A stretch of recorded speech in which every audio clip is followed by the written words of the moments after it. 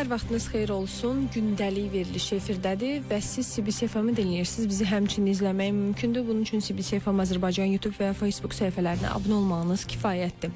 Bizimlə birbaşa telefon bağlantısında politoloq İlyas Hüseynov var və biz onunla bugün Yaxın Şərq Sülh Sammitini müzakirə edəcəyik. Salam İlyas bəy. Salam, hər vaxtınız xeyir. Hər vaxtınız xeyir. İlyas bəy, Yaxın Şərq Sülh Sammitinin arxada qalan gününü necə dəyərləndirirsiniz? Ümumiyyətlə, razılaşmalar, edilən görüşlər sizin üçün necə təsir bağışladı? Minnətdaram sualınıza görə. Əlbəttə, bu görüş ki mənim üçün bütün ekspertlər və Yaxın Şərq mövzusu ilə yaxından maraqlanan şəxslər üçün yüksək təsir bağışladı. Çünki uzun illər ərzində, hətta 10 illiklər ərzində bu bölgədə böyük gərginlik riski, müharibə təhlükəsi, bölgənin humanitar böhranla üz-üzə qalma məsələləri açıq idi və oktyabrın 7-sində Həmasın dinc sakinlərə hücumundan sonra İsrail dövləti bölgədə hərbi əməliyyatlar keçirdi. Bu hərbi əməliyyatlar müəyyən fasilələrlə davam etdi. Lakin Qəzza bölgəsində Həmasın mövcudluğuna, varlığına son qoymaq və təhlükəsizlik tədbirlərini həyata keçirmək fəaliyyət icra olunurdu. Və burada İsrail arxasında əsas hərbi, siyasi, strateji müttəfiqi ABŞ olmaqla yanaşı, həm də digər dövlətlər İsrailə dəstəyini ifadə elədi. Lakin zaman keçdikcə müharibənin şiddəti, kəskinliyi, eləcə də arealı böyüdükcə vəziyyət dəyişməyə başladı. Fələstin xalqının azadlığı, onun müstəqilliyi, beynəlxalq hüquqa riayət olunması istiqamətində çağırışlar çoxaldı və əsas fikir bundan ibarət idi ki, BMT Təhlükəsizlik Şurasının qəbul etdiyi qətnamələr əsasında məsələ öz həllini tapmalıdır. Çünki insanlar su, qida ehtiyaclarını ödəyə bilmir, davamlı miqrasiya eləyir, hərbi əməliyyatların keçirildiyi ərazidən cənuba doğru hərəkət edirdilər. Rəfah sərhəd keçid məntəqəsində humanitar yüklərin verilməsi ilə bağlı da problemlər var idi. Bir sözlə bölgədə acınacaqlı bir durum yaranmışdı. Donald Trump'ın hakimiyyətə gəlməsindən sonra məsələnin həlli üçün dəfələrlə danışıqlar, təmaslar həyata keçirilsə də bir nəticə müəssər olmurdu. İsrailin baş naziri Benyamin Netanyahu və onun komandası yalnız hərbi yollarla məsələnin həllinə tərəfdar olduğunu ifadə edirdi. Bu da böyük negativlər toplayırdı. Belə olan halda Misirdə sülh sammitinin keçirilməsi hesab edirəm ki, böyük siyasi və diplomatik qələbədir. Və bütün məsələlərin yalnız danışıqlar yolu ilə bir masa arxasında çözülməyin mümkünlüyünün ifadəsidir. Və bu sülhün əldə olunması üçün, sülh masasının təşkil olunması üçün birbaşa Donald Trump'a təşəkkür düşür. Çünki burada çox çətin danışıqlardan sonra ümumi qənaətə gəlmək, konsensus əldə etmək mühüm əhəmiyyət kəsb edirdi və illərlə İsraildə saxlanılan Fələstinlilərin, eləcə də Həmasın saxladığı İsrailli əsirlərin mübadiləsi də baş tutur və eyni zamanda bölgənin hərbisizləşdirilməsi, inkişafı, yenidən qurulması, tikintisi və gələcəkdə turist bölgəyə çevrilmək iddiaları ilə böyük quruculuq işləri həyata keçiriləcək. Və burada mesaj bundan ibarətdir ki, sülhün təminatçısı olan dövlətlər, haradakı qardaş Türkiyədə yer alır, Misir, Birləşmiş Ərəb Əmirlikləri və digər dövlətlər həm də bu işə iqtisadi baxımdan, maliyyə yönündən dəstək olmalıdırlar. Hesab edirəm ki, bu baş tutarsa bir tərəfdən müharibə riski azalar, ikinci tərəfdən bölgə inkişaf mərhələsinə qədəm qoyar. Bu dünyada sülhün, təhlükəsizliyin güclənməsinə səbəb olacaqdır və nəhayət ki, bölgə üzərində bir yeni era başlaya bilər. O ki qaldı sammitində iştirak edən dövlətlərə və o cümlədən bizim dövlət başçısının burada iştirakına bu xüsusi rəmzi əhəmiyyət kəsb eləyir və prezidentimizin köməkçinin də qeyd etdiyi kimi artıq Azərbaycan qlobal məsələlərin həllində aparıcı bir dövlətə çevrilir. Xüsusilə Yaxın Şərq mövzusunda Azərbaycanın yaxından iştirak etməsi bu beynəlxalq münasibətlər sistemində yeni bir mərhələnin başlanğıcını göstərir və Azərbaycan artıq əminliklə söyləmək olar ki, Yaxın Şərq siyasətində nəinki yer alır və aparıcı mövqelərdən birinə sahibdir. Çünki Suriyada vətəndaş müharibəsi bitdikdən sonra ilk bölgəyə humanitar yardım göndərən dövlətlərdən biri də Azərbaycan olmuşdu. Qardaş Türkiyə ilə bağlı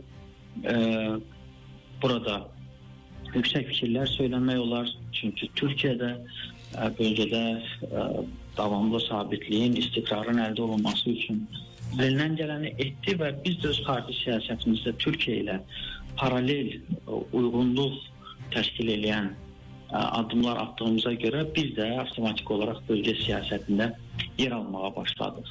Humanitar yüklərin göndərilməsindən sonra emissarlar göndərildi. Baş nazirin müavini Samir Şərifov, eləcə də Xarici İşlər Nazirinin müavini ezam olundu. Burada mühüm görüşlər keçirildi. Bölgənin neft və qaz infrastrukturunun inkişafında Azərbaycanın təcrübə bölüşdürülməsi ilə bağlı fikir bildirildi və artıq qaz nəqlinə Türkiyə vasitəsilə başlanılıb 1 milyard kubmetr illik qaz nəqli həyata keçirilir və beləliklə baxmayaraq ki, bölgədə kifayət qədər neft, qaz resurslarından malik ölkələr var, geopolitik nöqteyi nəzərdən Azərbaycan qazının burada iştirak etməsi ölkəmizin beynəlxalq nüfuzunu artırır. O ki qaldı, Fələstin və İsrail arasında sülh sazişində Azərbaycanın iştirakına və roluna deyə bilərəm ki, Azərbaycan həm beynəlxalq hüququn qorunmasının tərəfdarı kimi çıxış eləyir, BMT qətnamələrinin, təhlükəsizlik şurası qətnamələrinin bölgə ilə bağlı implementasiyasına çalışır, onun tərəfdarı olduğunu bildirir. Azərbaycan həm Fələstin xalqının azadlığı, müstəqilliyi, bölgədə yaşaması üçün davamlı çıxışlar etmişdir. Bununla Ərəb dünyasının rəğbətini qazanmış və bu istiqamətdə Azərbaycanın mövqeyi təqdir olunmuşdur. Eyni zamanda Azərbaycanın həm də İsraillə çox yaxşı tərəfdaşlıq münasibətləri vardır və İsrail Azərbaycana dost dövlətdir deyə bilərik. Və beləliklə Azərbaycana olan böyük etimad, Azərbaycanın bölgədə oynadığı sülh istiqamətində mühüm rol həm də Amerika Birləşmiş Ştatları prezidenti tərəfindən də yüksək qiymətləndirilmişdir. Bir mühüm məqama da toxunmaq istəyirəm ki, Azərbaycan Vətən müharibəsindən sonra öz ərazi bütövlüyünü və suverenliyini təmin edən dövlət kimi nəinki bölgənin, hətta bölgədən kənar problemlərin həllində vasitəçi kimi iştirak edir.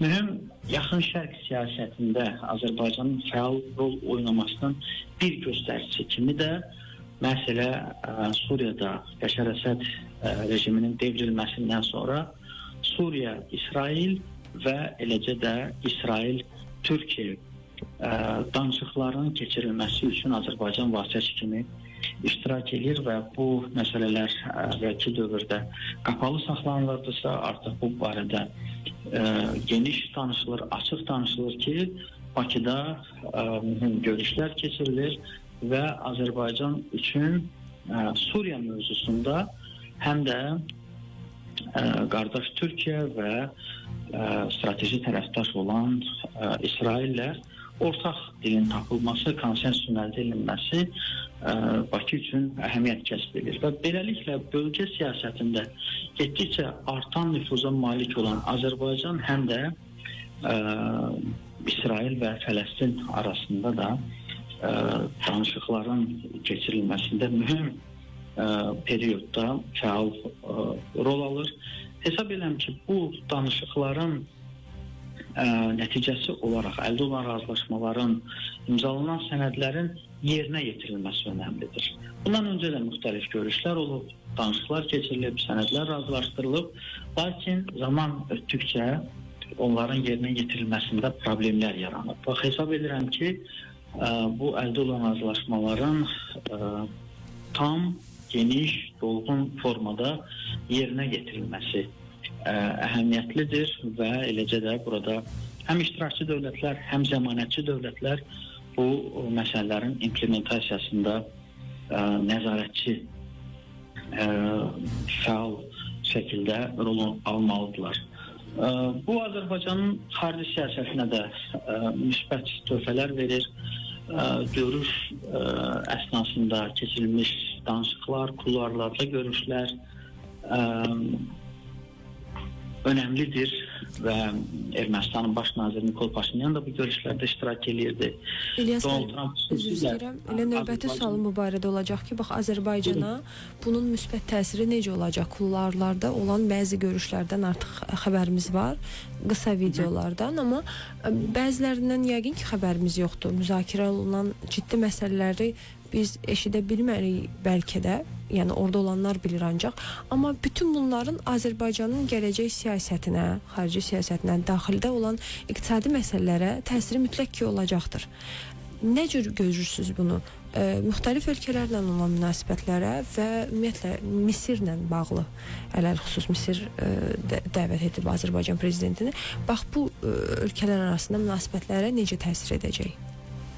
Şübhəsiz ki, biz qapalı görüşlər, media bağlı olan danışıqlardan xəbərsizik, amma açıq mənbələrdən gördüyümüz məlumatlar onu deməyə əsas verir ki, çox yüksək atmosferdə, pozitiv ruhda görüşlər keçirilmişdir və həm Pakistanın baş naziri Şahbaz Şərif və eləcə də bizim lider Ermənistan lideri ilə görüşdə pozitivlik, sülhə əminlik və bu əldə olunan razılaşmaların davamiyyəti xüsusi diqqət çəkir. Digər məsələ həm də qardaş Türkiyənin prezidenti Rəcəb Tayyip Ərdoğan, cənab prezident İlham Əliyev və Makronun görüşüdür və artıq aydındır ki, Fransa kimi ölkəmiz əleyhinə davamlı qərəzli mövqedə duran bir dövlətin lideri artıq reallıqları, bölgə gücünü, bölgə həmrəyliyini, əldə olunan sülh istiqamətində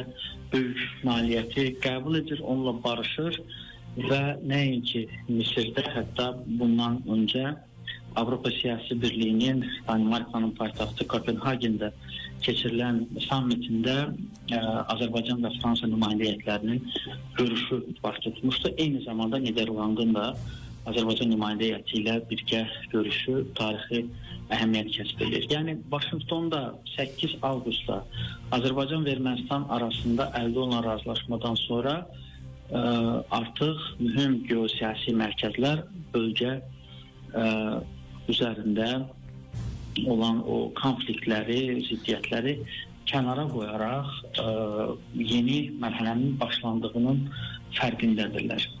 Və hesab edirəm ki, bu görüşlər çərçivəsində məsələ yekun bəyanatın Donald Trump tərəfindən səsləndirildiyi zaman cənab prezidentə dönməsi və Azərbaycanın prezidentini böyük lider adlandırması, onun böyük işlər gördüyünü bildirməsi və uzun sürən münaqişədən sonra razılaşmanın əldə olunmasına işarə etməsi böyük göstəricidir. Orada başqa məsələlər, başqa coğrafiyalar, liderlər olsa da, məsələ Cənubi Qafqaz üzərində böyük razılaşmanın əldə olunmasında həm Donald Trump öz payını vurğulayır, həm də hər iki liderin müdrik baxışlarını alqışlayır.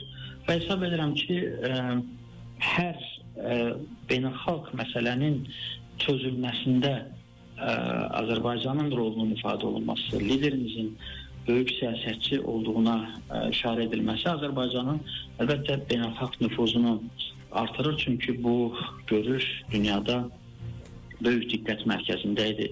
müxtəlif kütləvi informasiya vasitələri onu translyasiya edirdilər və hesab edirəm ki, beyin mərkəzləri, ekspertlər həm də bu görüşlərin nəticələrini ayrı-ayrılıqda təhlil edəcəklər. Onun əsasında müxtəlif mülahizələr formalaşacaqdır, qənaətlər olacaqdır, nəticələr ərsəyə gələcəkdir. Bu baxımdan məhz Azərbaycan üzərində vurğun edilməsi hesab edirəm ki, çox önəmlidir və bir detalı da mən dinləyicilərimizin diqqətinə çatdırmaq istəyirəm. Hesab edirəm ki, bu da gözdən qaçmayan məqamdır. Donald Trump'ın liderlərlə görüşməsi, salamlaşması, o daim ayrı-ayrı dövlət başçılarını, liderləri özünə tərəf çəkir. Bu xüsusi jestdir. Onun böyüklüyünü, gücünü, təsirini göstərən bir amildir. Biz Trump'ı belə görmüşük. O onun siyasi xarizmasından da xəbər verən amildir. Lakin o alışdığımız yanına çəkmək addımını, jestini Azərbaycan lideri ilə etmir və bu da hesab edirəm ki, həm dostluq, həm qarşılıqlı anlaşma, bərabərhüquqlu münasibətlər və Azərbaycanın artan gücündən xəbər verən amildir. Şübhəsiz ki, Azərbaycan prezidentinin təkcə oktyabr ayında səfərlərinə, səfər trayektoriyasına, coğrafiyasına, müzakirə olunan mövzuların əhəmiyyətinə nəzər salanda deyə bilərik ki, çox böyük fəaliyyət icra olunmuşdur. Avropa siyasi icmasının Kopenhagendə toplantısı, ardınca Qəbələdə Türk Dövlətləri Təşkilatının zirvə görüşü, Düşənbədə MDB dövlət başçılarının zirvə toplantısı və Misirdə Yaxın Şərq mövzusu üzrə xüsusi sülh sammitində cənab prezidentin iştirakı, hətta bu sağaldığım görüşlərdən öncə həm də New Yorkda BMT Baş Assambleyasının 80-ci yubiley toplantısında da cənab prezident proqram xarakterli nitqi ilə yadda qalmışdı. Artıq münaqişədən yox, sülhdən danışır və bəyanat səsləndirirdi. Ona görə də bax, bu baş verən bölgəmiz üzərində, bölgəmizin artan siyasi gücü və nüfuzu üzərində əlbəttə ki, bunu görməmək, qəbul etməmək mümkün deyil və məsələ Vaşinqtondan da bu baş verən proseslər şübhəsiz ki, mikroskop altında, lup altında görünür və onun nəticəsində biz bir vətəndaş olaraq görür və qürurlanırıq. Təşəkkür edirəm bizə vaxt ayırdığınız üçün. Buyurun, mən təşəkkür edirəm. Bizimlə birbaşa telefon bağlantısında politoloq İlyas Hüseynov idi və o bizə Yaxın Şərq sülh sammitində baş verənləri, Azərbaycanın bu sammitdə rolunu şərh etdi. Biz işimizi yekunlaşdırırıq. CBC-də qalın, sağ olun, salamat qalın.